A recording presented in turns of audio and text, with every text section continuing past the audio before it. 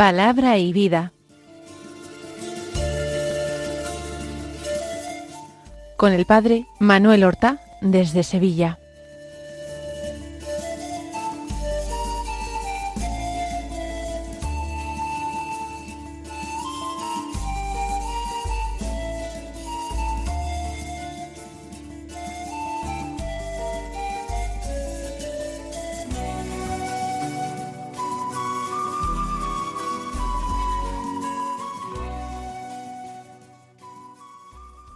En el nombre del Padre, y del Hijo, y del Espíritu Santo. Amén. Alabados sean Jesús y María. Muy buenos días, queridos amigos, oyentes de Radio María y seguidores del programa Palabra y Vida. Hoy es el sábado de la 22ª semana del tiempo ordinario. Este sábado es 7 de septiembre. Es, por tanto, el primer sábado de mes, y recordaremos desde las ondas de Radio María la importancia de practicar esa comunión reparadora de los 5 primeros sábados de mes en honor del Inmaculado Corazón de María, para reparar las ofensas y blasfemias que se cometen contra él, particularmente contra los privilegios definidos por dogmas de la Inmaculada Virgen María, la Madre de Dios. Algo que pidió precisamente el Inmaculado Corazón de María a Sor Lucia o Lucía de Fátima durante su estancia de varios años en España, concretamente en Pontevedra. Vamos entonces nosotros en este sábado a hacer lo mismo que hacía nuestra Madre la Virgen, que era todas las cosas guardarlas en su corazón para meditarlas allí. Estamos leyendo y meditando la primera carta del apóstol San Pablo a los Corintios, que de forma continuada se lee como primera lectura de la misa de cada día. Hoy del capítulo 4, la segunda parte del versículo 6 hasta el versículo 15. Dice así: hermanos, aprended de Apolo y de mí a jugar limpio, y no os engriáis el uno contra el otro. A ver, ¿quién te hace tan importante? ¿Tienes algo que no hayas recibido? Y si lo has recibido, ¿a qué tanto orgullo? Como si nadie te lo hubiera dado. Ya tenéis todo lo que ansiabais, ya sois ricos, habéis conseguido un reino sin nosotros. ¿Qué más quisiera yo? Así reinaríamos juntos. Por lo que veo a nosotros, los apóstoles, Dios nos coloca los últimos como condenados a muerte, dados en espectáculo público para ángeles y hombres. Nosotros, unos locos por Cristo, vosotros sensatos en Cristo. Nosotros débiles, vosotros fuertes. Vosotros célebres, nosotros despreciados. Hasta ahora pasamos hambre y sed, y falta de ropa. Recibimos bofetadas. No tenemos domicilio, nos agotamos trabajando con nuestras propias manos. Nos insultan y les deseamos bendiciones. Nos persiguen y aguantamos, nos calumnian y respondemos con buenos modos. Nos tratan como la basura del mundo, el desecho de la humanidad, y así hasta el día de hoy. No os escribo esto para avergonzaros, sino para amonestaros, porque os quiero como a hijos. Ahora que estáis en Cristo, tendréis 1000 tutores, pero padres no tenéis muchos. Por medio del Evangelio, soy yo quien os ha engendrado para Cristo Jesús. San Pablo, dirigiéndose con esa confianza y al mismo tiempo con esa firmeza y autoridad a la comunidad de Corinto, los va instruyendo acerca de las actitudes que debe presentar el cristiano. Los personajes de Apolo y Pablo eran nombrados ya en capítulos anteriores de esta carta. Apolo, ese predicador griego, helenista, que converso más tarde que Pablo, llevado por el entusiasmo, se dedicó a recorrer una serie de comunidades para anunciar el Evangelio. Apolo quizás tenía una forma más elegante de decir las cosas. Quizás era mejor orador que Pablo. Pero Pablo había plantado la fe en Corinto. Como él mismo dice, en otro momento de la carta que ya hemos leído en capítulo anterior, Pablo había sembrado, había plantado, y Apolo posteriormente había regado.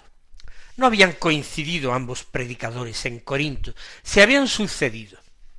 Y ahora Pablo de nuevo escribe a aquella comunidad. Y evita todo enfrentamiento con Apolo, al contrario, se pone junto a él. Él que se llama a sí mismo apóstol, a Apolo también lo trata como apóstol. En este texto habla de nosotros los apóstoles. Y supongo que en ese nosotros los apóstoles incluye a Apolo. Y comienza el texto de hoy diciendo: aprended de Apolo y de mí a jugar limpio y no os engriáis el uno contra el otro. Jugar limpio porque ambos, Apolo y Pablo, han tenido un comportamiento exquisito y delicado el uno para el otro. No se han contradicho, al contrario, ambos han justificado plenamente el apostolado que ha desarrollado el otro. No se han convertido en rivales. Eso hubiera sido un pésimo ejemplo para la comunidad. Eso no hubiera sido lo propio de apóstoles de Cristo. Aprended pues de Apolo y de mí y no os engriáis el uno contra el otro. Porque los partidarios de Apolo y los partidarios de Pablo disputaban y cada uno presumía de algo, de haber recibido el Evangelio o la formación cristiana del uno o del otro. Pablo está haciendo un llamamiento a la humildad, al reconocimiento de que todo nos ha sido dado, que todo es un don, que todo es gracia. Y por tanto no hay motivo ninguno para la vanidad, para la presunción, para la jactancia. Por eso pregunta, a ver, ¿quién te hace tan importante? ¿Tienes algo que no hayas recibido? Pues si todo ha sido recibido, si todo es don, si todo es algo que te han dado, ¿cómo vas a presumir? ¿Presumirá acaso el mendigo de la limosna recibida? Más bien, el mendigo podrá alabar y bendecir la generosidad de quien se la ha dado. Solamente eso. Si lo has recibido, ¿a qué tanto orgullo como si nadie te lo hubiera dado? Y dice ahora, ya tenéis todo lo que ansiabais, ya sois ricos, habéis conseguido un reino sin nosotros. Son ricos no materialmente. Dentro de esa rica ciudad de Corinto, los cristianos pertenecían, parece, a las clases más bajas y más desfavorecidas. Son ricos en formación, en doctrina, en fe, en algunas virtudes, menos en la humildad. Dice, habéis conseguido un reino sin nosotros. ¿Qué clase de reinos? No un reino humano del que pudieran presumir. El reino que pueden haber conseguido si se mantienen fieles al Evangelio es el reino de Dios. Y con humor dice, ¿qué más quisiéramos nosotros? Que hubierais conseguido ya vosotros el reino. Así reinaríamos juntos. No otorgaría el Dios menos al apóstol que a aquellos que han recibido la fe del apóstol. Reinaríamos juntos. Pero ahora compara Pablo la vida de los apóstoles con la vida de los cristianos que forman la comunidad. Por lo que veo, dice, a nosotros los apóstoles Dios nos coloca los últimos. Efectivamente, los apóstoles tendrán un gran premio, pero también habrán de pasar grandes trabajos. Y no poco trabajo es el de alimentar y santificar e instruir a sus comunidades, y también soportarlas y corregirlas cuando es necesario. Nosotros, dice Pablo, hemos sido colocados los últimos como condenados a muertes, dados en espectáculo público para ángeles y hombres.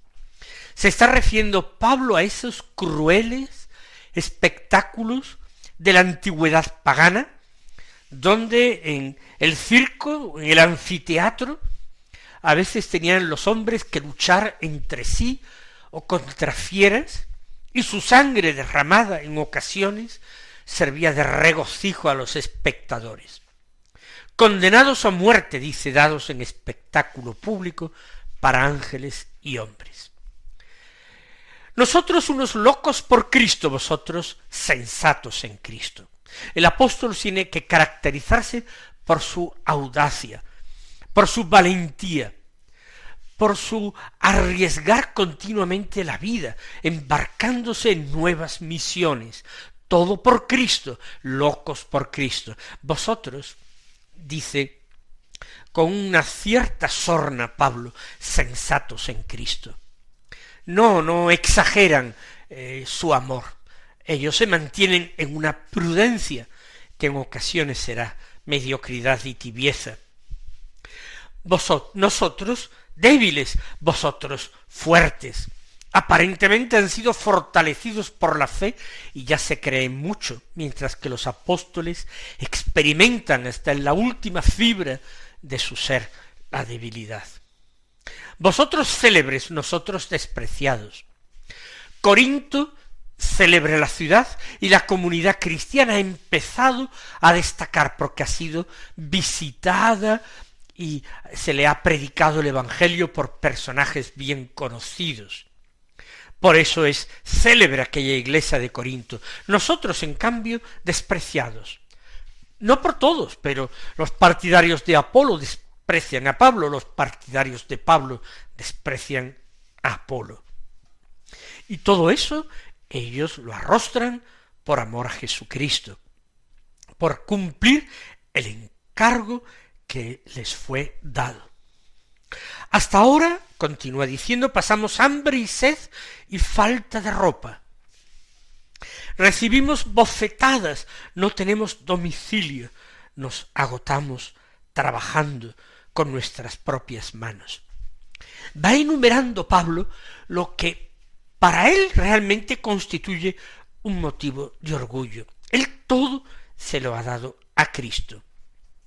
Por Cristo padece hambre y sed y desnudez, y eso es motivo de bienaventuranza, porque ya el Señor enseñó que bienaventurados los que tienen hambre y sed, porque ellos serían hartos. Y también recibimos bofetadas, y que recibió el Señor en casa del pontífice Anás en su pasión, imitadores fieles de Cristo en su pasión los apóstoles. No tenemos domicilio. ¿Y qué dice el apóstol? Sino aquello mismo que dijo Cristo en una ocasión a un escriba. El Hijo del Hombre no tiene dónde reclinar la cabeza, mientras las zorras tienen madrigueras y los pájaros, las aves del cielo, nidos. El apóstol igualmente no tiene domicilio fijo, vive itinerante anunciando el Evangelio. Nos agotamos trabajando con nuestras propias manos. Pablo predica y al mismo tiempo se gana el sustento. Nos insultan y les deseamos bendiciones, exactamente como el Señor había mandado. Bendecid a los que os maldicen, bendecid sí, no maldigáis. Eso hacen los apóstoles. Nos persiguen y aguantamos. No se desaniman por la persecución. Al contrario, resisten. Nos calumnian y respondemos con buenos modos. Nos tratan como la basura del mundo y el desecho de la humanidad, y así hasta el día de hoy. Con razón dice Pablo que los apóstoles han sido colocados por Dios como los últimos y como condenados a muerte. No tienen nada. Todavía tendrán que recibir las críticas de aquellas personas por las que ellos se han gastado y desgastado. Esto que dice Pablo, podríamos aplicarlo a la conducta y a la actitud de muchos cristianos que juzgan con extraordinaria dureza a sus pastores. Y no se fijan que éstos, en la inmensa mayoría de los casos, han abandonado muchísimo y han entregado sus vidas a la causa del Evangelio, con todas las deficiencias y debilidades que puedan tener. Y, sin embargo, han sido considerados como desecho de la humanidad y basura del mundo. Y que esto lo opine el mundo pagano en el caso de aquellos hombres, pase, porque el evangelio que predican es algo radicalmente distinto a lo que cree, a lo que piensa el mundo. Pero ser maltratados de palabra, con críticas o calumnias por los propios cristianos, es algo extraordinariamente doloroso y, por supuesto, impropio de esos cristianos. Continúa el apóstol Pablo. No os escribo esto para avergonzaros, sino para amonestaros. Es decir, Pablo no quiere que se queden en el pasado. El pasado es verdaderamente censurable, pero él no quiere que sigan rumiando ese pasado en el que se han equivocado y por tanto experimentando vergüenza de su ingratitud y de su falta de perspectiva. No escribe eso para avergonzarlos, sino para amonestarlos, es decir, para corregirlos. Él se preocupa por el bien moral y la fidelidad al Evangelio de aquellos de los que, como va a decir a continuación, se considera padre. Pablo mira hacia adelante, mira al futuro, no se entretiene en el pasado, como tiene que hacer cualquier cristiano que se reconoce pecador. No desanimarse en ninguna forma por el pasado. El pasado pasó. Ahora hay que mirar hacia adelante, con la gracia de Dios, proponer enmienda. Pablo actúa así para amonestar, para corregir el camino de los corintios. Porque, dice, os quiero como a hijos. Vuelve a recordar su paternidad espiritual sobre los cristianos de Corinto. Ahora que estáis en Cristo, es decir, ahora que habéis recibido la fe y estáis y vivís en Cristo, tendréis 1000 tutores, es decir, muchísimas personas que os ocuparán de vuestra fe, que os darán el pan de la palabra y partirán para vosotros el pan de la Eucaristía. Tutores que cuidarán de vosotros. Pero padres no tenéis muchos. Padre propiamente ha sido solamente Pablo. Y termina el texto que hemos escuchado. Por medio del Evangelio soy yo quien os ha engendrado para Cristo Jesús. Lo que hemos dicho antes, lo que ha sugerido él, es el padre de aquella iglesia, de aquella comunidad. Y en principio como padre debe ser tratado. Como padre debe ser honrado y obedecido. Cierto, los corintios no han actuado así, o al menos no toda la comunidad, no toda la iglesia, pero estas palabras quedarán en el corazón de los corintios, que terminarán corrigiendo todos esos defectos y abrirán los ojos para entender ese misterio de la paternidad espiritual que Dios ha otorgado a su apóstol Pablo.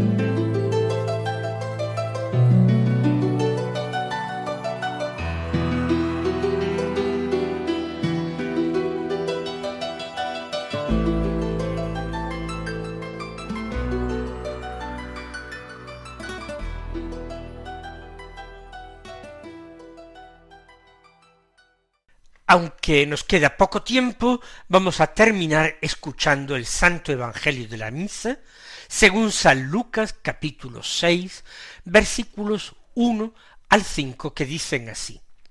Un sábado iba Jesús caminando por medio de un sembrado, y sus discípulos arrancaban y comían espigas, frotándolas con las manos. Unos fariseos dijeron: ¿por qué hacéis en sábado lo que no está permitido? Respondiendo Jesús les dijo: ¿no habéis leído lo que hizo David cuando él y sus compañeros sintieron hambre? Entró en la casa de Dios y tomando los panes de la proposición, que sólo está permitido comer a los sacerdotes, comió él y dio a los que estaban con él. Y les decía: el Hijo del Hombre es Señor del sábado. Jesús toma la palabra para defender a sus apóstoles, a los discípulos, dice San Lucas, a los que directamente se dirigen los fariseos, censurando su comportamiento, porque frotando con sus manos las espigas están haciendo algo prohibido en sábado, que era trillar. Arrancan las espigas y de esta manera siegan, las frotan con sus manos, de esta manera trillan. Y Jesús acude a la Escritura, acude a un personaje santo, realmente tenido muy en cuenta por el judaísmo farisaico. David, en aquellos momentos más ensalzado todavía que Moisés o Abraham, o Elías incluso, porque era el depositario de las promesas mesiánicas hechas por Dios. David supo perfectamente interpretar la ley, entendió que la ley había sido hecha para el hombre y no el hombre para la ley, y en un caso de necesidad, teniendo hambre él y sus compañeros, pidió al sacerdote que le permitiera comer de los panes presentados a Dios. Y Jesús enseña que el Hijo del Hombre es Señor del sábado. Y cada uno de nosotros tenemos que vivir en esa santa libertad cristiana que nos hace, como Jesús, hijos de Dios, hijos adoptivos de Dios. Él os colme de sus bendiciones y hasta mañana, si Dios quiere.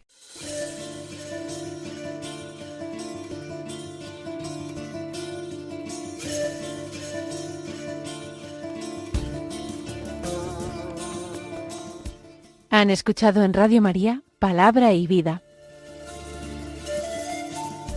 un programa que dirige el Padre Manuel Horta.